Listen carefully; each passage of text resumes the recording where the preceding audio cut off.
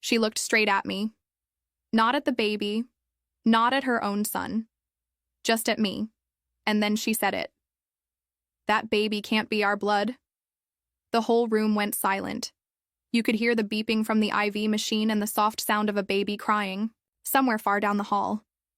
I held Sarah tighter in my arms. Tyler turned to look at me. His eyes were wide, like he had just woken up in someone else's life. I could see the confusion on his face, like he was trying to understand something. That didn't really need explaining. But me? I didn't look shocked. I didn't cry. I just smiled. Not the kind of smile that says, I'm fine. No. It was the kind of smile that says, I know exactly what you're doing, and I'm not falling for it this time. Because what she didn't know, what no one in that room knew, was that I had already done the hard part. I had already looked for the truth, and what I found wasn't what she expected. Then the door opened. Emily came in, the doctor beside her. He was holding a manila folder. Test results were inside, and he said, Actually, there's something you should know. When Tyler and I first met, we were both broke college students. We shared a table at the library at the University of Minnesota. Tyler was always full of energy, always tapping his fingers on the desk like his mind was running faster than his mouth could keep up. I was the quiet one, careful. I watched people. I listened.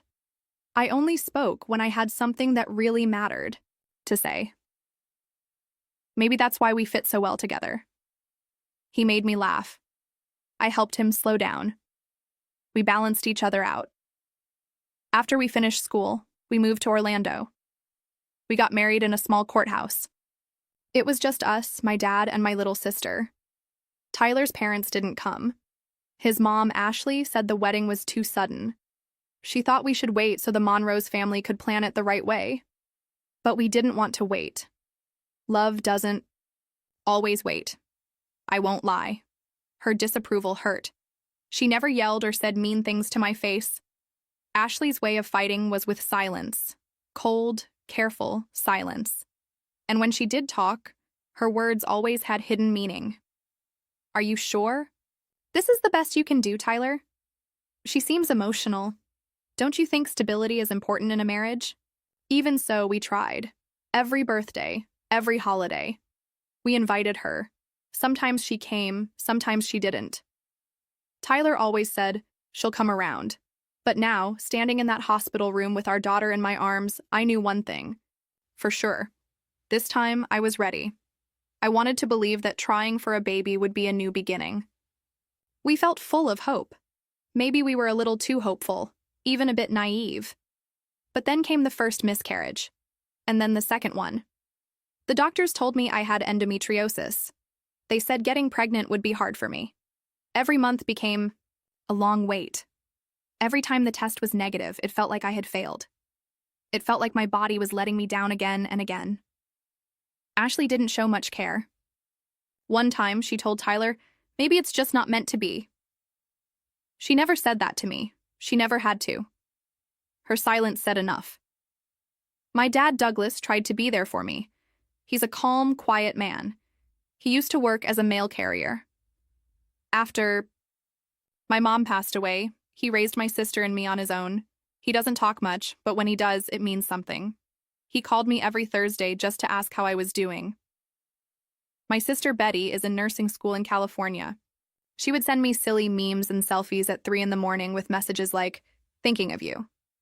Sometimes I cried while reading them. They made me feel less alone. Just when Tyler and I started talking about adoption, something changed. I was late. I didn't take a test right away because I didn't want to be heartbroken again. But then I finally took it, and it was positive. I showed Tyler the test while we were brushing our teeth. He looked at it, then looked at me, and dropped his toothbrush right into the sink. We both started laughing and crying at the same time. Toothpaste still on our faces. The pregnancy wasn't easy. I had terrible morning sickness, nerve pain, and a lot of fear. Every doctor's visit felt like walking on a thin wire. But each time, we heard her heartbeat. Strong and steady. It felt like she was saying, I'm on my way, ready or not. Ashley didn't say much. No gifts. No kind words. Just one phone. Call where she said, let me know when you find out the gender. That was it. Sarah was born after 18 long hours of labor. She came out with red skin, lots of black hair, and big hazel eyes that stared right at me. When the nurses handed her to me, everything else disappeared. I didn't think about the pain, or Ashley, or anything else. Just her. She looked up at me like she already knew who I was, like she knew I was her safe place. Tyler cried even more than I did. He kept saying, "She's perfect. You did it, babe." And in that moment, I knew I had. The next day, our hospital. Room was filled with flowers and balloons. Nurses came in to check on us. My dad was on FaceTime. Betty was crying happy tears from hundreds of miles away. Even Ashley came. She was dressed in all beige, every hair in place, looking perfect as always. She walked in, glanced at me for a second, then looked straight at Sarah in my arms. That's when I saw something in her eyes. A flash of doubt, maybe even judgment. Like Sarah didn't match the picture she had in her mind of what a Monroe baby should look like. At first, she didn't say a word. She just stared. Something about the way she looked at Sarah made the hair on my arms stand up. I passed Sarah to Tyler and leaned back in the bed. Ashley stepped closer, arms crossed, and then she said it. "This baby can't be our blood." The moment those words left her mouth, it felt like the room turned cold, like someone had opened a window and let all the warmth out. No one moved. Tyler froze in place, standing halfway between the bassinet and the chair beside me. A nurse nearby raised her eyebrows and quietly walked out, probably not wanting to get involved in whatever was about to happen. I looked at Ashley. She wasn't yelling. She wasn't even upset. That would have been easier to handle. Instead, she was calm, cold, like she was just stating a simple fact. Tyler finally said something, though his voice was unsure. "Mom, what are you talking about?" Ashley stepped closer to him, her voice lower now. "Just look at her, Tyler. Really look. She doesn't look anything like you, or me, or anyone in this family. Hazel eyes, olive skin. She's not a Monroe. I don't know whose baby this is, but she's not ours." I just sat there, stunned. It wasn't because she questioned Sarah's looks. I expected something like that from her. But I didn't expect her to say it out loud. Not here, not now. Not while I was still recovering from childbirth. I had just gone through so much, my body was still healing. And she stood there and accused me like that, in front of Tyler. Then Tyler turned to me. He didn't say anything, but the look on his face said enough. It asked the question he didn't want to speak out loud. Is there any truth to this? And that was what hurt the most. Because I had never cheated on him. Not once. I had never even thought about another man. I loved Tyler completely, even when his mother made me feel like I would never be good enough. I had sat through so many dinners where Ashley acted like I wasn't even there, like I was invisible. I had given everything I had to be part of this family. And now she was cutting into that love like it meant nothing. I cleared my throat. My voice came out stronger than I expected. "You're not actually listening to this, are you?" I asked Tyler. He didn't answer. Ashley crossed her arms and looked back at me. "I just want to protect my son and this family," she said. "If you have nothing to hide, then you shouldn't mind taking a paternity test." She didn't ask. She demanded, like it was a dare. I looked down at Sarah. She was asleep in my arms, her tiny hands wrapped in her hospital blanket. She had no idea what was happening around her, and something changed inside me right then. It wasn't anger. I wasn't going to yell. It wasn't fear either. I had nothing to hide. What I felt was a clear, cold sense of purpose. I looked Ashley straight in the eyes and said, "Fine, do the test. But when the results prove you're wrong, I hope you realize you doubted your granddaughter's place in this family on the very day she was born." Tyler stepped forward like he wanted to stop the fight, but all he said was, "Janice, just let's not fight, okay?" Ashley gave a tight smile, like she had won something. "Good. I'll set it up," she said, and walked out of the room, like she hadn't just torn it apart. As soon as she left, it was like the room started breathing again. The machines beeped. The air felt normal. Tyler sat down next to me, silent. He looked at Sarah, then at me. "You know she's wrong, right?" he finally said. I nodded. "I do. Do you?" He didn't answer right away, and that silence told me more than anything he could have said. I turned away from him, not because I didn't love him, but because right then I had to protect something more important. My daughter's truth. My truth. I couldn't fall apart. Not now. The next morning, a hospital social worker came in. She offered to help us set up testing with a trusted lab that could give results the same day. Tyler agreed. So did I. Ashley, of course, insisted on being there when the results were delivered. That night, I held Sarah close to me. I whispered in her tiny ear, "They can question whatever they want. But I know you. I know every part of you, every heartbeat. I felt every kick, every craving. I carried her. She's mine, no matter what anyone says." By the next morning, I was done staying quiet. I hadn't slept much that night. Sarah kept waking up, and every time I tried to close my eyes, I kept hearing Ashley's words in my head.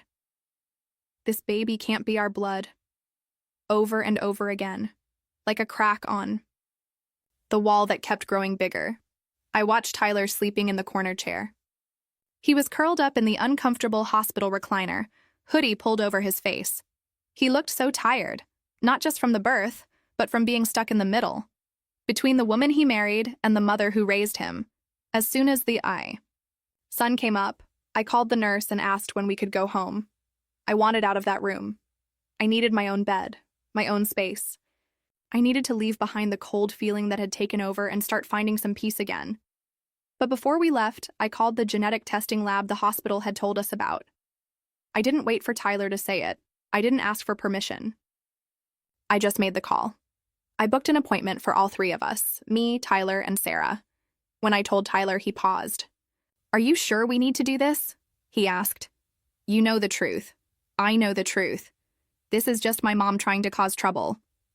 I looked him in the eyes and said, "Then let her hear the truth from someone in a lab coat. Someone who doesn't care about last names or skin color. Let her see it on paper." He nodded slowly. "Okay, we'll do it." We went to the lab. It was quiet and plain, inside a boring office building downtown. We sat in a small waiting room under blinking lights. Sarah was asleep in her carrier between us. I couldn't stop looking at her. She looked so peaceful, not knowing what this visit was about. A young technician came out, probably not much older than my sister Betty. She explained what would happen. Just a quick swab inside the mouth for each of us. No pain, no needles. Tyler went first. Then me. Then little Sarah. Ashley didn't come, even though she had insisted before that she wanted to be there when the results were ready. She said she trusted the process, but she still wanted to see the official papers when they came. Of course she did. I think Ashley wanted some big dramatic moment, like something out of a bad courtroom show. She probably hoped she could point her finger and say, "I knew it." But what she didn't expect, and none of us did, was what the test would really show. We went home and waited. I fed Sarah, changed her, held her on my chest while the sunlight moved slowly across the bedroom wall. I could feel my heartbeat, matching hers, strong and steady. I wasn't scared. I wasn't worried about being her mom. I was just tired. Not tired of motherhood, not tired of love, just tired that this whole situation even had to happen. 3 days later, the lab called. Tyler picked up the phone. His hands were shaking when he handed it to me. "They want us to come in person," he said. "There's something else they found, a secondary result they need to explain." A tight feeling hit my chest, but I stayed calm. "Okay," I said, "we'll be there." This time, Ashley insisted on coming. She showed up 20 minutes early, wearing sunglasses inside like she was about to expose some big secret. I didn't say a word to her. Tyler gave her a quick half hug without thinking. Then we all walked into the lab together. The same young technician greeted us, but this time she was joined by a genetic counselor. That alone made my stomach turn. They don't bring in counselors unless something important or complicated is going on. We sat in a small room, all three of us. The technician opened a folder. Her hands were calm and steady as she flipped through the papers. Then she looked at us and said, "We have your results." Yes, Sarah is Tyler's biological daughter. There is no doubt. I let out a breath. I didn't know I'd been holding. Tyler blinked and turned to look at his mom. Ashley's face didn't change. No reaction, no apology. Just a cold, blank look. But then the counselor spoke again. She cleared her throat and said, "However, we did find something unexpected while reviewing Tyler's genetic information. It's something you all need to know." The room went completely quiet. She continued. "According to our findings, Tyler is not biologically related to the woman he believes is his mother." This time, even Ashley flinched. The words hit the room like a crash. Tyler is not biologically related to the woman he has always called Mom. He believes she's his mother. Silence filled the room. Ashley blinked slowly, like someone had just spoken a language she didn't understand. "I'm sorry, what did you just say?"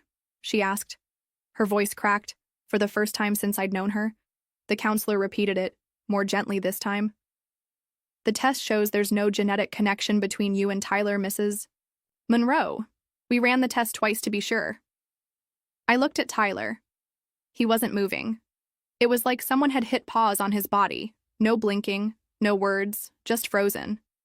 I watched the color fade from his face. That can't be right," Ashley said, her voice tight. "There must be a mistake. I was there when he was born. I held him." The counselor nodded slowly.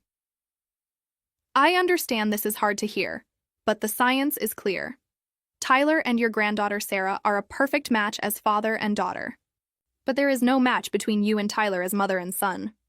Ashley looked shaken, like the ground beneath her had disappeared. For once, she wasn't in charge of the room. "So you're saying I'm not his mother?" she asked, her voice small. The counselor took a breath. "We're not saying you didn't raise him. We're saying you didn't give birth to him." Tyler finally spoke, his voice quiet. "Then who did?" No one answered. "Because none of us knew." The counselor explained that it was possible Tyler was switched at birth. It's rare, but it can happen. Maybe it was a hospital error, maybe something else. They didn't know the details. They only knew what the test showed. I looked at Ashley. For the first time, I didn't see her as cold or proud. I saw someone confused, hurt, maybe even scared. And I realized this wasn't just a twist in my life. It was a break in hers. "All this time," Tyler said softly, looking at the floor. "You raised me, and I'm not even your—" Ashley stood up fast, her voice sharp. "Don't you dare finish that sentence." "I don't care what that paper says. I am your mother," Ashley said. "I raised you. I loved you. I held you through chickenpox, soccer injuries, and heartbreaks. I gave you my life." Her voice cracked at the end. Tyler looked up at her, his eyes filled with tears. "Then why did you try to tear my life apart?" he asked. Ashley didn't answer. That's when I spoke. "Sarah is yours, whether you accept it or not. Not because of DNA, but because she's your son's daughter. Because she was born into this family, the one we've been trying to build, even when it wasn't easy." I turned to the counselor. "Are we done here?" She nodded. "We'll send written copies of the results. If you'd like help finding a legal team or a therapist, we can help with that." "We're done," Tyler said quietly. We left the lab. I held Sarah in my arms. She was sleeping peacefully, like none of this had touched her. Tyler didn't speak during the car ride home. He just stared out the window, holding the test results in his lap. Ashley didn't ride with us. She walked alone to her car. For once, she didn't say anything to make herself feel in control. She just looked at Tyler and whispered, "I didn't know." And for the first time in years, I believed her. When we got home, Tyler went straight to the nursery. He sat down beside Sarah's crib and gently touched her tiny arm, then pulled the blanket around her a little tighter. I sat next to him. "What are you thinking?" I asked. He shook his head. I don't know who I am anymore, he said, but I know who she is, and I know who you are. And maybe that's enough to start over. We sat there in silence, but it wasn't the cold silence we'd felt before. This silence felt softer, healing. Maybe family isn't always the people you're born to. Maybe it's the people you choose to fight for. Life didn't magically go back to normal after that day. In fact, it felt like something cracked wide open. But sometimes, cracks are how the light gets in. In the days after the DNA results, everything was strangely quiet. No text from Ashley, no phone calls, no comments. Tyler didn't bring it up and neither did I. It felt like something had broken between them, something quiet and sacred, and no one knew how to fix it. But I wasn't focused on Ashley anymore. I had a daughter now. A tiny, bright-eyed miracle who had changed everything. Every soft coo she made, every late-night feeding, every sleepy smile reminded me what really mattered. Not DNA, not doubt, not the past. Her. I remember sitting in the nursery one evening, holding Sarah in my arms. The sound machine was playing ocean waves. It was quiet and peaceful. Tyler stood in the doorway, holding 2 mugs of tea. She looks like you when she sleeps, he said softly. I smiled. You think so? He nodded and walked over to sit next to me. Same little crease in the forehead, same stubborn chin. He paused and looked down. I don't know who my real mother is. I don't even know if I want to find out, but I do know this. You've never made me feel like I didn't belong to you, not even once. That meant more than he probably knew. After that, we didn't talk much about Ashley. She reached out once. She sent an email, 3 short paragraphs. Half apology, half explanation. She said she was sorry for doubting Sarah, but that the test results had shocked her. She said she needed time to understand everything. I read it, but I didn't reply. I was still trying to understand it all too. Not just the test, but everything that happened before. All the years I had tried so hard to fit into a family that seemed to only accept people who looked or acted like them. How I had made myself smaller just to be accepted. And how, the moment I finally stood up for myself and for my daughter, the truth finally came out. Funny how that happens. A few weeks later, I started seeing a therapist. Not because I was falling apart, but because I wanted to understand why I had spent so long trying to get someone else's approval. It was tough, but it helped. I realized that Ashley wasn't the root of my pain. She was just a reflection of it, and I didn't need that reflection anymore. Tyler and I became stronger, but not right away. We had long talks at 3 a.m., quiet, dinners with more silence than words, and moments when it felt like the weight of everything might pull us apart. But we chose each other again and again, day by day. That's what love really is. Not just the good times, but the hard work of building something back up. When Sarah turned 2 months old, my dad flew in to meet her. He held her in his big, rough hands like she was the softest thing he'd ever touched. She's got your eyes, he said, and your fire. Betty sent us a scrapbook she made by hand. It was full of photos, kind notes, and affirmations. On the cover, she wrote, "Family isn't blood, it's proof." I hung it on the nursery wall. Ashley hasn't seen Sarah again. Maybe one day she will. Maybe she won't. But I don't lose sleep over it, because now I finally know what matters. I've learned that you don't need someone's approval to feel whole. You don't need their permission to love, to be a parent, or to protect what matters to you. What you really need is the truth, a strong heart, and the courage to stand firm, even when everything around you feel like it's falling apart. That's what Sarah gave me the day she was born. She gave me a reason to stop making myself small. Now, when I look at her, one little hand wrapped in her blanket, her bright hazel eyes full of curiosity, I feel a kind of peace I never thought I'd have. This is my family. It's not perfect. It's not traditional, but it's mine. And no one can take that away from me. If this story touched you, even just a little, I'd love to hear from you. Have you ever had to stand up for your truth when no one believed you? Leave a comment below. I read everyone.